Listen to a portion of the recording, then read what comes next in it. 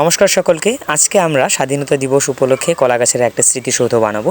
এই জন্য আমাদের প্রথমেই প্রয়োজন একটা কলা গাছ। দেখেছেন কত চমৎকারভাবে সবাই আমাকে সাহায্য করছে। প্রথমেই আমরা একটা কলা গাছ সুন্দর করে কেটে নিলাম। বাচ্চাদেরকে বলা মাত্রই তারা অনেক আগ্রহের সহিত আমার সাথে চলে আসে। প্রথমে আমরা অপরিষ্কার খোলসগুলোকে ফেলে দিয়ে পরিষ্কার খোলসগুলোকে পরিমাপ মতো কেটে নিয়েছি। এখন আমি একটা খাল খুঁড়ে নিচ্ছি, যেখানে কলা গাছের লম্বা অংশটা আমরা সুন্দর করে দাঁড়িয়ে রাখতে পারবো। ওরা কিন্তু অনেক আগ্রহ আর আনন্দ নিয়ে আমাকে হেল্প করছে, যেটা সত্যি অনেক ভালো লাগার একটা বিষয়।